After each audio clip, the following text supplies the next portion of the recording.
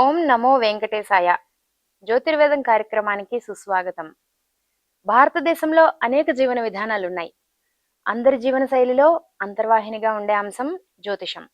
జ్యోతిష శాస్త్రంలోని అనేక రహస్యాలను వివరించే కార్యక్రమమే మన ఈ జ్యోతిర్వేదం.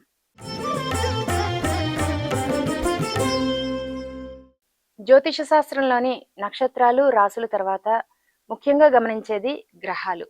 ఈ గ్రహాల గురించి వివరించడానికి మన స్టూడియోకి విచ్చేశారు ప్రముఖ జ్యోతిషవేత్త, ఆచార్యులు డాక్టర్ సాగి కమలాకర శర్మ గారు. నమస్కారం గురువు గారు. నమస్కారం అమ్మా. సౌర కుటుంబంలో అనేక గ్రహాలు ఉంటాయి కదా. సూర్యుడు ఒక నక్షత్రం, చంద్రుడు ఒక ఉపగ్రహం అంటారు. ఈ సౌర కుటుంబం గురించి వివరిస్తారా? వినా వెంకటేశం ననాథో ననాథ సదా వెంకటేశం స్మరామి స్మరామి. ఓం నమో వెంకటేశాయ. సౌర కుటుంబం అనేటటువంటిది దాంట్లో మనం ఒక భాగమే. భూమి కూడా ఒక గ్రహమే. ఈ భూమి గ్రహంగా కాకుండా భూమిని ప్రత్యేకంగా దర్శించినప్పుడు భూమిని కూడా దాంట్లో భాగంగానే దర్శించినప్పుడే రెండు భాగాలు ఉన్నాయి మనకు. సౌర కుటుంబం అనేది సూర్యుని కేంద్రంగా సృష్టిస్తే దీన్ని హీలియోసెంట్రిక్ థియరీ అంటారు. మనం నివసించే భూమి ప్రత్యేకంగా దర్శించేటట్టయితే దాన్ని జియోసెంట్రిక్ థియరీ అంటారు. మనం భూకేంద్ర సిద్ధాంతంలో ఉన్నామా, సౌరకేంద్ర సిద్ధాంతంలో ఉన్నామా అని చూసుకోవాలి. ఖగోళం అంతా కూడా ఆలోచించేది సౌరకేంద్ర సిద్ధాంతం. జ్యోతిష్ శాస్త్రం చూసేదంతా కూడా భూకేంద్ర సిద్ధాంతం. సౌరకేంద్ర సిద్ధాంతానికి వచ్చిన సందర్భంలో సూర్యుడిని ఒక తార అంటారు. అన్ని వ్యవస్థలకు, అన్ని విధానాలకు మూలం. భూమి మీద ఇవాళ ఆకులు చిగురించాలన్నా, లేదా ఆహారం ఉత్పత్తి కావాలన్నా, వర్షాలు పడాలన్నా, ఇంకేది కావాలన్నా, ఏ సంపదలు సృష్టించబడాలన్నా ఆకాశంలో ఉండేటటువంటి ఆ సూర్యుని యొక్క కిరణాలు మన భూమి మీదకి రావటమే కారణం. ఆయన కిరణజాలం అంతా కూడా ఎంతవరకు విస్తరిస్తుందంటే ప్లూటో వరకు విస్తరిస్తుంది. ఆయనకంటూ ఒక పరిధి ఉంటుంది. కొన్ని తారల సమూహం, ఇప్పుడు మన సూర్యుడు అంటే చాలా దగ్గరగా కనపడుతున్నాడు. ఈ సూర్యుని చుట్టూ ఉండేటటువంటివన్నీ కూడా గ్రహాలు, ఇవన్నీ కలిపి సౌర కుటుంబం అంటాం. కానీ ఈ సౌర కుటుంబం కన్నా కూడా ఇంకా అవతల చాలా దూరాల్లో ఉన్నటువంటి తారల యొక్క సమూహాలు, నక్షత్రాలు, కాన్స్టలేషన్స్ అంటున్నాం. అయితే ఈ సౌర కుటుంబం లోపల సూర్యుడు మనకు తార మాత్రమే. ఇదే విశేషాన్ని జియోసెంట్రిక్ వైపు కనుక వచ్చేటట్టయితే అదొక గ్రహం అంటారు. మరి మిగిలినవన్నీ అని చెప్పేసానంటే భూమి చుట్టూ తిరిగేటటువంటి చంద్రుడు ఉన్నాడు. అసలు ఇది గ్రహమే కాదు, కానీ జ్యోతిష్కులందరూ కూడా దీన్ని గ్రహం అనే పదంతో పిలుస్తారు. ఏంటి మరి ఇది అంటే శాటిలైట్, ఉపగ్రహం. ఈ శాటిలైట్ ఉపగ్రహం అనేటటువంటిది మనకు గ్రహం ఎట్లా కావాలి అనేది ఇంకో ప్రశ్న. మిగిలినవన్నీ కూడా ఒక వరుసలో ఇక్కడ కనపడుతున్నాయి మనకు. అంటే అంతరగ్రహాలు, బాహిర గ్రహాలని రెండు పదాలు పెట్టారు దీనికి. నిజానికి సౌర కుటుంబం కనుక చూసుకునేటట్టయితే సూర్యుని పక్కనే బుధుడు, తర్వాత శుక్రుడు, తర్వాత భూమి, తర్వాత కుజుడు, తర్వాత గురుడు, తర్వాత శని, తర్వాత యురేనస్, నెప్ట్యూన్, ప్లూటో. ఇది కనిపించేటటువంటివి. ఇవన్నిటిని మనం స్వీకరించాం, కొన్నిటిని స్వీకరిస్తాం. సూర్యుని తర్వాత ఉండేటటువంటిది మూడవది మన భూమి. మధ్య లోపల రెండు ఉన్నాయి. ఒకటి బుధుడు, ఒకటి శుక్రుడు, ఒకటి మెర్క్యూరీ, మరొకటి వీనస్. ఈ రెండింటికి అంతరగ్రహాలను పేరు పెట్టాం. మరి భూమి గ్రహమైనప్పటికీ కూడా దాన్ని గ్రహంగా భావిద్దామంటే పరిశోధకుడు ఇక్కడే కూర్చున్నాడు కదా. ఇక్కడ ఉన్నవాడి మీద ఇతర గ్రహాల ప్రభావం, ఇతరమైనటువంటి వ్యవహారాల ప్రభావం దర్శించదలుచుకున్నాడు. కానీ నేను ఇక్కడుండి ప్రపంచాన్ని చూడాలంటే సాధ్యం కాదు. కాబట్టి జ్యోతిష్కులదంతా కూడా భూకేంద్ర సిద్ధాంతం, ఖగోళవేత్తలదంతా కూడా సూర్యకేంద్ర సిద్ధాంతం. ఇటువంటి సందర్భాల్లో భూమి మీద ప్రభావం చూపించేటటువంటి అంతరగ్రహాలు రెండు పక్కపక్కనే ఉన్నాయి మనకు. మరి బాహిర గ్రహాలు అంటే భూమి తర్వాత కక్షల్లో ఉండేటటువంటివి. వెంటనే కుజుడు ఉంటాడు, ఆ తర్వాత గురుడు ఉంటాడు, తర్వాత శని ఉంటాడు. వీటి భౌతిక స్ట్రక్చర్స్ తేడా ఉంటాయి, అవి కూడా మాట్లాడుకోవచ్చు మనం. ఆ తర్వాత ఉన్న వాళ్ళు ఎవరు? యురేనస్ ఇంద్ర, నెప్ట్యూన్ వరుణ, తర్వాత ప్లూటో యమ అనేటి పేర్లు తర్వాత రోజుల లోపల కనిపెడుతున్న విధానం ప్రకారం పెట్టుకుంటూ వచ్చారు. ఇవి మనకు కనిపించేటటువంటి వ్యవహారం లోపల ఉండే భౌతిక స్వరూపాలతో కూడుకున్నటువంటి గ్రహాలు. మరి ఈ గ్రహం అనే పేరేంటి, వీటికి ప్లానెట్ అనే పేరేంటి? ఖగోళం లోపల ప్లానెట్ అన్నాం, స్టార్ అన్నాం, శాటిలైట్ అన్నాం. ఇక్కడికి వచ్చేసరికేమో అన్నిటికీ ఒకటే పేర్లు. సూర్యుడు గ్రహమే, చంద్రుడు గ్రహమే, అన్ని ప్లానెట్స్ గ్రహాలే. ఇవన్నీ ఎందుకు వస్తుంది అంటే ఎప్పుడైనా కానీ భూమి ఒక చోట ఉంటే సూర్యుని చుట్టూ తిరగటం అనేది గ్రహాల యొక్క లక్షణం. తప్పనిసరిగా తిరిగి తీరాల్సిందే. సృష్టి లోపల ఉన్నటువంటి ధర్మమే అది. ఒక మహాశక్తి చుట్టూ ఒక ఉపశక్తులు తిరగాల్సిందే. పెద్ద అయస్కాంత క్షేత్రం కనుకుంటే మిగిలినవన్నీ కూడా దాని చుట్టూ తిరగడం అనేది ఒక వరుసలో సృష్టిలో ఉన్నటువంటి అంశం. ఎంతెంత అయస్కాంత శక్తి ఉందో అంత దూరాల్లో కక్ష్యలు అని ఉంటాయి మనకు. ఈ కక్షల ప్రకారంగా ఆయా కక్షలు దాటి అవి ప్రవర్తించవు కూడా. కక్ష కనుక పక్కకు వచ్చిందన్నా, కక్ష నుంచి దూరం అయిందన్నా కానీ దానికి ఉన్న అస్తిత్వం కోల్పోవాల్సి వస్తుంది, లేదా మరొక దాంతో ఢీకొనాల్సి వస్తుంది. అందుకని ఆ ప్రకారమే వాటికి ఉన్నటువంటి అయస్కాంత శక్తిని బట్టే, లేదా భూమికి అయితే గురుత్వాకర్షణ శక్తి అనే పదం ఉంటున్నాం కాబట్టి ఇటువంటి శక్తులను బట్టి ఆ సూర్యుని నుంచి మనకు ఎంత దూరంలో ఉండాలో అంత దూరంలోనే ఒక పరావలయాన్ని ఏర్పరచుకొని తిరుగుతూ ఉంటుంటారు అన్నమాట. అన్ని గ్రహాలు అదే పనిచేస్తున్నాయి. ఆయా గ్రహాలకు ఉండేటటువంటి స్వరూప స్వభావాలను బట్టి వాటి తత్వాలు ఏమవుతున్నాయంటే ఈ భూవాతావరణం మీద సూర్య కాంతి బాట మీద పడటం వల్ల దాని తత్వం అంతా కూడా దీన్ని ప్రతిఫలిస్తుంది. మనం ఇట్లా ఉన్నాం అనుకోండి, ఓ పక్కన ఎర్ర షర్ట్ వేసుకున్న ఆయన ఒక ఆయన ఉన్నాడు, పసుపు రంగు చీర కట్టుకున్న ఒక ఆవిడ ఉంది, ఇంకోవైపు నుంచి ఆకుపచ్చ రంగు వేసుకున్న వాళ్ళు ఉన్నారు, ఇంకోవైపు నుంచి నల్ల రంగు వేసుకున్న వాళ్ళు లేదా నీలి రంగు వేసుకున్న వాళ్ళు ఉన్నారు. ఈ వ్యక్తి ఇక్కడ కూర్చునేటట్టయితే వీళ్ళందరి మీద వేర్వేరు యాంగిల్స్ లోపల రంగులు పడేటట్టయితే ఈ రంగుల ప్రతిఫలనము ఈ వ్యక్తి మీద పడుతుంది. ఈ వ్యక్తికి ఏమవుతుంది అంటే ఒక్కోసారి ఎరుపు ఇబ్బందిగా అనిపించవచ్చు, మొహం మీద కొట్టచ్చు, ఒక్కోసారి పసుపు ఎంత హాయిగా ఉంది అనిపించవచ్చు. అట్లా ఇక్కడ ఉండేటటువంటి భూమి యొక్క ప్రకృతి ప్రభావితమవుతుంది వేరు వేరు రకాల కాంతులకు లేదా అయస్కాంత శక్తులకు. ఆ ప్రభావితం కావటం వల్ల వీళ్ళ హృదయాలలో వేరు వేరు రకాల భావాలు మార్పులు పొందుతూ ఉంటాయి. ఇటువంటి భావాలను గ్రహించే తత్వం ఉన్నాయి కాబట్టి ఆయా పేర్లకు మనం ప్లానెట్ అనే పేరు లోపల గ్రహం అని పేరు పెట్టాం. నిజానికి ప్లానెట్ అంటే ఏం చేయాలి అంటే దానికి ఒక కక్ష ఉండాలి, దానికి ఒక మాస్ అనే ద్రవ్యరాశి అనేది ఉండాలి. ఆర్బిట్ అండ్ మాస్ రెండు ఉండేటట్టయితే దానికి స్పెసిఫిక్గా దానికి ప్లానెట్ అని పేరు పెట్టుకున్నారు ఖగోళవేత్తలు. మనకేంటి మరి అంటే దాని ప్రభావం వీడు గ్రహించేటట్టున్నాడు, దాని ప్రభావం ఇక్కడ ప్రకృతి స్వీకరిస్తుంది, మన మనస్సును అది గ్రహిస్తుంది అనేటటువంటి భావన ఏర్పడటం వల్ల దాని వైపు మనం దృష్టి కేంద్రీకరిస్తున్నాము అనిపించే తత్వం ఎక్కడుందో దానికి గ్రహము అని పేరు పెట్టాం.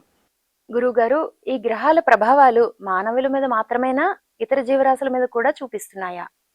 అన్ని జీవుల మీద సమానమే. అసలు ఈ ప్రకృతి మీద పడుతుంది. ఈ ప్రకృతి లోపల ఉన్న జీవరాశులు, వృక్షరాశులు, జంతురాశులు అన్నీ కూడా స్పందిస్తాయి. రాత్రి అయితే అన్ని నిద్రపోవట్లేదా? వాటి అర్ధరాత్రి మెలకుతో ఉండే ఒకటి రెండే ఉంటే వాటి నాక్టర్నల్స్ అని పేరు పెట్టుకున్నామే, నిశాచరులని. పగలు రాత్రుల లోపల ఉండేటువంటి విధానం ఏ విధంగా ఉందో, భూమి మీద ఉండే జలరాశుల యొక్క విధానం ఏ విధంగానైతే కదులుతూ ఉంటుందో అన్నీ చుట్టుపక్కల చంద్రుడు మన చుట్టూ తిరుగుతూ ఉన్నాడు. ఉదాహరణ, ఇది ఉపగ్రహం లేదా శాటిలైట్ తిరుగుతూ ఉంటుంటే చంద్రుడు ఏం చేస్తున్నాడు? భూమి మీద జలాన్ని ఆకర్షిస్తున్నాడు. భూమి మీద జలాన్ని ఆకర్షిస్తున్నాడు అని చెప్పేసానంటే ఒక జలాన్ని ఆకర్షిస్తున్నాడా? అక్కడ ఒక్కటే జలం ఉందా?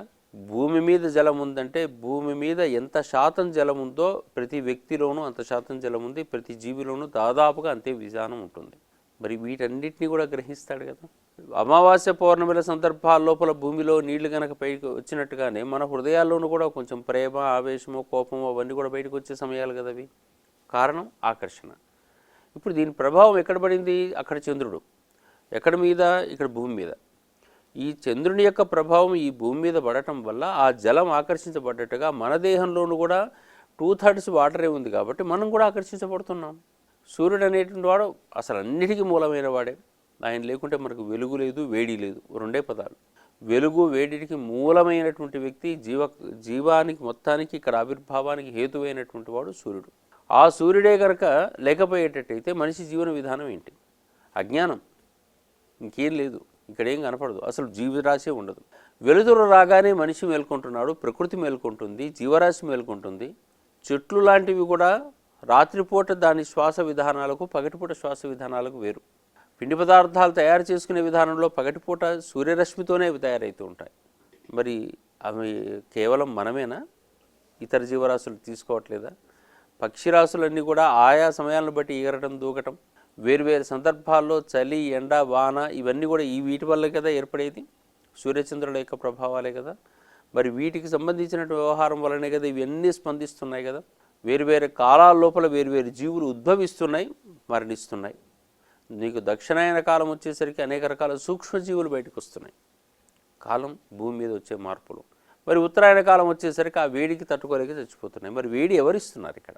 మరి ఆ సూక్ష్మజీవికి మనకు పెద్ద తేడా ఏముంది? భూమి లోపల ఉండే నాచుతో సహా అవే స్వీకరిస్తున్నాయి. దానివల్ల ఈ ప్రకృతి మీద పూర్తి గ్రహాల ప్రభావం ఉన్నట్టే అర్థం అన్నమాట. ఈ గ్రహాల ప్రభావాల్ని మనం ఎలా అర్థం చేసుకోవాలి? మనం అర్థం చేసుకునే విధానం ఏంటంటే, సూర్యుడిని ఒక గ్రహం అనుకుందాం అనుకోండి. అది జ్యోతిష్ శాస్త్రంలోకి అన్వయం చేసుకుంటున్నప్పుడు ఇంకా క్లియర్గా తెలుస్తుంది. ఆయన లక్షణం ఏంటి? ఎప్పుడు మండటం ఉంటాం, ఒక స్థిరంగా ఉంటున్నాడు. లక్షణం అర్థం చేసుకోవడానికి ఆయన తిరగడు. భూమి తిరుగుతుంది కాబట్టి సూర్యుడు తిరుగుతున్నట్టుగా కనపడటమే మనకు అనిపించేది. ఆయన వెలుగునిస్తున్నాడు, వేడినిస్తున్నాడు, హాయిగా ప్రశాంతంగా కూర్చుంటున్నాడు. దీన్ని ఏమనాలి? ఒక యోగిలాగా ఉన్నాడు అనొచ్చు. నేను ఇవ్వదలుచుకుందంతా ఇస్తానయ్యా, నీకు కావాల్సింది నువ్వు తీసుకో, నీకు వద్దనుకుంటే ఆపుకో. మనమంతా ఇళ్ళంతా ఎందుకు కట్టుకుంటున్నాం? ఇప్పుడు చెట్టు నీళ్ళలోకి ఎందుకు వెళ్తున్నాం? ఎండ సరిపోవట్లేదు అని చలికాలాలు వచ్చినప్పుడు ఎప్పుడు సూర్యుడు వస్తాడని ఎందుకు ఎదురు చూస్తున్నాం? వర్షాకాలం వస్తే ఇంట్లో బట్టలు ఆరకపోతే కనీసం ఒక ఎండపొడన్నా రాలేదని ఎందుకు ఎదురు చూస్తున్నాం? అంటే మానవ జీవనం మీద ప్రభావితం చేస్తున్నాయా లేవా? ఈ ప్రభావితంతో పాటు అక్కడ గమనించే విధానం ఏంటి? నేను మాత్రం ఎప్పుడైనా సమానంగానే ఇస్తాను, నీకు మెబ్బులు అడ్డం వచ్చాయి, నాకు సంబంధం లేదు. ఈ లక్షణం నీలో ఉందా లేదా అని ఆలోచించే జ్యోతిష్ శాస్త్రం. అదే మెడికల్ ఆస్ట్రాలజీకి తర్వాత రోజుల్లో కనుక వెళ్ళేటట్టయితే నీ హృదయానికి సంబంధించింది, నేను ఇచ్చేది ఇస్తాను, తర్వాత మీ ఇష్టం అన్నట్టుగా ఉంటుంది. ఒక సూర్యుడిని గమనించేటట్టయితే అతని లోపల ఉండేటటువంటిది ఎమర్జింగ్ ఆఫ్ లైట్. ఆయన లోపల అద్భుతమైనటువంటి మంట, అనేక రకాల న్యూక్లియర్ బాంబులు పేలినట్టుగా ఉంటుంటాయి. బయటికి మాత్రం మనకు వెలుతురు, వేడిమి. పక్కనే ఉంటే మండిపోతారు, దూరంగా ఉంటే వేడి అందదు. భూమి మీద ఉన్నవాడు మాత్రమే అదృష్టవంతుడు, మిగిలిన వాళ్ళు ఎవరు కూడా అదృష్టవంతుడు కానీ మిగిలిన గ్రహాలు ఏవి జీవరాశి ఉన్నవి కావు. తర్వాత సూర్యుని తర్వాత మన మీద బాగా ప్రభావితం చేసేవాడు చంద్రుడు. ఆయన చుట్టూ భూమి తిరుగుతూ ఉంటుంటే ఈయన చుట్టూ 12 సార్లు తిరుగుతాడు ఇదే సమయం లోపల. ఈయన 1 సంవత్సరం భూమి మొత్తం తిరిగి రావటాన్ని బట్టే లోపల ఈ చంద్రుడు మన చుట్టూ తిరుగుతూ ఉంటుంటాడు. దీన్ని ఎంత అన్వయం చేశారు తాత్వికులు? సూర్యుడు మన శరీరంలో ఉండేటువంటి ఒక ఆత్మకారకుడైతే, ఈ భూమి మన శరీరం అయితే, చంద్రుడు నీ మనస్సు అన్నారు. ఎందుకంటే నీ మనసు ఎప్పుడు నీ చుట్టే తిరుగుతుంటుంది, ఇది కావాలి, అది కావాలి, ఇది లేదు, అది లేదని. ఆయన చుట్టూ, అసలు వాడిని చుట్టూ తిరగడం కోసమేమో అసలు ప్రయాణం మొదలవుతుంది. ఈ వెంటబడేటువంటి వాడిని కోరికలు తీర్చడమే జీవితం అయిపోతూ ఉంటుంది. ఇది తాత్వికుల ఆలోచన, బాగుందనిపిస్తూ ఉంటుంది మనకు కూడా. అందుకని మన చుట్టూ తిరుగుతూ మనల్ని ఎప్పుడు ప్రభావితం చేస్తూ మన కోరికలు పెంచుతూ మనస్సు అనేటటువంటి వాడు తయారు చేసిన వాడు వీడయ్యాడు. అందుకని ఈ సూర్యుడు, భూమి, చంద్రుడు అనేటటువంటివి ఒకటి తార అయింది, ఒకటి ఉపగ్రహం అయింది, ఒకటి ప్లానెట్ అయింది. అయినా కానీ భూమి మీద ఉన్నటువంటి వాడికి సూర్యచంద్రాదులు చాలా ముఖ్యమైన గ్రహాలుగా మారిపోయాయి. ప్రభావితం చేస్తున్నారు వీళ్ళు. మన మనస్సును గ్రహింపజేయడానికి అనువైనటువంటి వాతావరణాన్ని క్రియేట్ చేస్తున్నారు. చంద్రుడి వెన్నెల మనకుంది, సూర్యుని వెలుతురు మనకుంది. చంద్రుడి వెన్నెల కూడా సూర్యుని మీద వచ్చిన ప్రభావమే, దాని మీద పడ్డటువంటి వేడి పరావర్తనం చెందే మనకు వచ్చిందే తప్ప చంద్రుడికి స్వయం ప్రతిపత్తి లేదు. గ్రహాలకు కూడా ఏ గ్రహానికి స్వయం ప్రతిపత్తి లేదు. కేవలం సూర్యుని ఆధారం వల్లనే అవి బతుకుతున్నాయి. అవన్నీ సూర్యుని వెలుతురును, వేడిని స్వీకరిస్తున్నాయి. దాని మీద పడ్డటువంటి వెలుగులు భూమి మీద పరావర్తనం పొందుతాయి. మనం ఒకవేళ శుక్రుని మీద ఉండి పరిశోధన చేసామనుకోండి, అప్పుడు భూమి మీద పడ్డటువంటి వెలుగు శుక్రుని మీద కనపడుతుంది. కుజుని మీద ఉండేటట్టయితే భూమి మీద పడ్డ వెలుగు కుజుని మీద చూపిస్తుంటుంది. కాబట్టి ఇప్పుడు మనకు కనిపించేది ఏంటి? ఏ గ్రహానికైనా ఒక ప్రకృతి సూర్యుని మీద నుంచి వచ్చేటటువంటి గ్రహాలది ఇక్కడ పడిందంటే మళ్ళీ వెంటనే పరావర్తన చెందుతూ వస్తుంది. దానివల్ల ఏమైపోయింది? బుధుని లక్షణం తెలుసుకుంటున్నారు, శుక్రుని లక్షణాలు ఇవన్నీ చూస్తూ వచ్చారు. వాటి పరావర్తన కిరణాలు భూమి మీద ప్రభావితం ఎట్లా చేస్తున్నాయో చూసి వాటికో రంగును, వాటికో విధానాన్ని, వాటి తత్వాన్ని మన వాళ్ళు జ్యోతిష్ శాస్త్రం వాళ్ళు స్వీకరించేసి బుధుడు ఈ తత్వంలో ఉన్నాడు అంటారు. నిజానికి బుధుడు ఆ తత్వంలో కనపడతాడా ఖగోళంలో? ఆయన పనిలో ఆయన ఉన్నాడు, ఆయన తిరుగుతున్నాడు, ఈయన మీకేం సంబంధం? కానీ బుధుని మీదికి పడ్డటువంటి సూర్యుని యొక్క కాంతి పరావర్తనం భూగ్రహం మీద రిసీవ్ చేసుకునే విధానాన్ని బట్టి బుధుడు బాగా సమీప కక్షల లోపల ఉంటున్న సందర్భాల లోపల భూమి మీద ఎటువంటి ప్రభావితం చేస్తున్నాడు, దూరపు కక్షల్లో ఉంటే ఎట్లా ప్రభావితం చేస్తున్నాడన్న విధానాన్ని బట్టి జ్యోతిష్ శాస్త్రం వాళ్ళు ఏం చెప్తారంటే, నీకు బుధుడు 6 ఉన్నాడయా, 7 ఉన్నాడయా, 8 ఉన్నాడయా అని మాట్లాడతారు. ఎంత పెద్ద విశేషం అండి, ఎంత చిన్నగా చెప్పేశారు. శుక్రుడు ఫలానా చోట ఉంటే మంచిది, ఫలానా చోటే ఉంటే చెడ్డది అని అంటారు. శుక్రుడు ఫలానా చోట ఉంటే ఎక్కడున్నాడో అక్కడే ఉంటాడు, నీకేం సంబంధం. కానీ ప్రభావితం చేసేటటువంటి గ్రహాలన్నింటినీ ప్రభావితం చేసే ప్రతి ఖగోళ పదార్థాన్ని గ్రహం అనే విధానం వాడారు. ఇటువైపు వెళ్ళి చూద్దాం. కుజుడు రెడ్ ప్లానెట్గా పేరు పొందినటువంటి వాడు. నిజానికి ఒకారొక రోజుల్లో భూమి యొక్క ముక్కే. కుజ అనే శబ్దంలోనే మనము ఒక్కొక్క పదం వెనక కూడా చాలా తత్వాలు ఉంటాయి, మనం మాట్లాడుకోవచ్చు. అవన్నీ భూమి యొక్క పుట్టినవాడు, భూమి నుంచి పుట్టినవాడు, దానికి అందుకనే భౌముడు అని కూడా పేరు ఉంటుంది. ఆ కుజుడు ఎరుపు రంగుతో కూడుకున్నాడు. ఆ ఎరుపు కాంతి భూమి మీద పడుతుంది. మీరు ఆకాశంలో చూసిన రెడ్ ప్లానెట్ అని పేరు. అటువంటి రెడ్ ప్లానెట్ మన మీద ప్రభావితం చూస్తుంటే ఆటోమేటిక్గా కొంచెం కోపం, ఉద్రిక్తత ఇవన్నీ వస్తూ ఉన్నాయి. అది అందరికీ సమానమా అంటే ఉండేటువంటి విధానాన్ని బట్టి మారుతూ ఉంది. కానీ భూమి మీద కుజుని యొక్క ప్రభావం ఒకసారి సమానంగా కనపడుతుంది, అంతే కదా. ఇక్కడ భూమి మీద ఉన్న జీవులకన్నిటికీ ఒకే రకమైన ప్రభావం ఉంది. బట్ వచ్చిన సమస్య ఎక్కడ, పుట్టినటువంటి వ్యక్తి యొక్క తత్వాన్ని బట్టి దాని రిసీవింగ్ విధానం మారిపోతుంది. Receiver is different. అక్కడ కనిపించేటటువంటిది అంతా కామన్, ఇక్కడ రిసీవ్ చేసుకునేవాడు డిఫరెంట్గా ఉన్నాడు. గురుడు అతిపెద్ద గ్రహం, అందుకని గురువు బృహస్పతి. అటువంటి ఉపగ్రహాలు అన్నీ ఉన్నటువంటి వ్యక్తి తన చుట్టూ తిరుగుతూనే ఉంటాయి వేరు వేరు కక్షల లోపల. ఆయన ప్రభావం పసుపు కాంతిగా చూసుకున్నారు, అది జ్ఞానానికి సంకేతంగా చూసుకున్నారు. శరీరంలో వేరు వేరు రకాల అంశాలుగా చూసుకుంటూ వచ్చారు. ఇవన్నీ కారకత్వాలుగా తర్వాత అధ్యయనం చేయాలి. శని ఎంత అందంగా ఉంటాడో ఆకాశంలో, వలయాలు వలయాలు వలయాలు బ్లూ, ఎంత అద్భుతంగానూ ఉంటాడు. చూడటానికి అసలు చూస్తున్నా కొద్దీ చూడబుద్ధవుతుంది. అంత వలయాకృతంతో కూడుకున్నటువంటి వాడు, వాయు వలయాలతో కూడుకున్నవాడు. మరి మనకందరికీ కూడా తర్వాత చెడు గ్రహమనో ఇంకేదో బద్ధకం పెంచే గ్రహమనో ఇదంతా పెట్టి మందగ్రహం అని పేరు పెట్టేసుకున్నాం. ఇక యురేనస్, నెప్ట్యూన్, ప్లూటోలందరినీ కూడా వెస్ట్రన్ ఆస్ట్రాలజర్స్ ప్రత్యేకంగా స్వీకరించారు, కానీ మన వాళ్ళందరూ ఎందుకు స్వీకరించలేదు అనేది ఒక ప్రశ్న వచ్చింది. అంటే మన పక్కనే ఉన్నవాడు మన మీద చూపించే ప్రభావాల కన్నా అక్కడెక్కడో ఉన్నవాడు చూపించే ప్రభావాలు ఏముండవని నిర్ణయించేశారు మన మహర్షులు నిర్ణయించే విధానం అది. మన మీద అధికంగా ప్రభావితం చేసిన వాళ్ళు ఎవరంటే, మనం ఎవరి చుట్టూ తిరుగుతున్నామో మన చుట్టూ ఎవరు తిరుగుతున్నారో ఇద్దరు మెయిన్. నెక్స్ట్ ఎవరున్నారు, ఇటుపక్క అటుపక్క చూసుకునేటట్టయితే ఇటు కుజుడు, ఇటు శుక్రుడు. మళ్ళీ ఇంకో కొంచెం దూరం చూస్తే ఇటు బుధుడు, ఇటు మనకు వచ్చినటువంటి వాడు గురుడు. ఇక లాస్ట్ మందగ్రహము చిట్ట చివరివాడు అని చెప్పేసి మ్యాక్సిమం తీసుకున్నవాడే శని. ఈయన ఒక్కసారి సూర్యుడి చుట్టూ తిరిగి రావడానికి 30 సంవత్సరాలు పడుతుంది. మన జీవన విధానమే 60 సంవత్సరాలు ప్రాతినిధ్యం వహించేటటువంటిది. 60, 120కి సంబంధించింది. మొత్తం మన జీవితంలో 30 సంవత్సరాలు తీసుకుంటేనే కానీ 3 సార్లకు 4 సార్లకు, 4సారికి చాలా కష్టం, 3 సార్ల వరకు మనం ఆలోచన చేస్తాం ప్రస్తుత కాలంలో. ఒకసారి తిరిగి రావడానికి 75 ఏళ్ళు పట్టేటటువంటి వాడు యురేనస్. ఒకసారి తిరగడానికి 150 సంవత్సరాల పైన పట్టేటటువంటిది నెప్ట్యూన్కు. 300 సంవత్సరాల దాకా పట్టేటటువంటిది ప్లూటోకు. అంత దూరాల్లో ఉన్నాయి అవి. అయినప్పటికీ సూర్యుని కక్షకు ప్రభావితమయ్యే, సూర్యుని యొక్క వెలుగులకు ప్రభావితమయ్యే ఉన్నాయి, సూర్యుని ఆకర్షణ శక్తి ప్రభావితమయ్యి ఉన్నాయి. అంత పెద్దది సూర్యునిది. అతి చిన్నది సూర్యుడు, 4th లెవెల్ నిజంగా నక్షత్రం, అయినా అంత దూరం ప్రభావితమైంది. అంటే ఖగోళం ఇంకెంత పెద్దది. ఒక జ్యేష్ఠ నక్షత్రం మన సూర్యునికి 500 రెట్లు ఉంటుంది. జ్యేష్ఠ అని పేరు దానికి, పెద్దది అని. అంత పెద్దది అయితే దాని చుట్టూ ఉండేటటువంటి గోళాలు ఇంకెంతెంత దూరాల్లో ఉంటాయి, ఎంత ప్రభావం ఉంటుందో ఊహించాలి. అట్లా ఖగోళం లోపల కొన్ని వందల, 16,000, 15,000, 16,000 మనకు లెక్కలు పెట్టినవి ఉన్నాయి, లెక్కలు పెట్టనివి కొన్ని వేలు ఉన్నాయి ఇంకా. మరి అటువంటి సందర్భాల్లో ఖగోళం చాలా పెద్దది కనపడుతుంది. అందుకని ఇవన్నీ కూడా మనకి ఎంత దూరంలోకి వెళ్ళిపోయాయి, చాలా దూరంలో ఉన్నాయి కాబట్టి మన కన్సిడరేషన్ తీసుకోలేదు. ఇక తీసుకున్న కన్సిడరేషన్ 2 వేరే ఉన్నాయి. వాటికి నోట్స్ అని పేరు పెట్టాం. వాటిని ఛాయాగ్రహాలు అంటుంటాం. ఛాయాగ్రహాలని మన వాళ్ళందరూ కూడా రాహువు, కేతు అని 2 కొత్త పేర్లు పెట్టారు. ఈ రాహుకేతువులు ఏంటండి, మీరు అనవసరంగా ఖగోళంలో కనపడవు అనేటువంటి వాళ్ళు కూడా ఉన్నారు. ఇప్పటికి కూడా కనపడేటటువంటి గ్రహాలుగా వాటి పేరే ఛాయ అని పేరు పెట్టారు, నీడలు అని చెప్పేసి.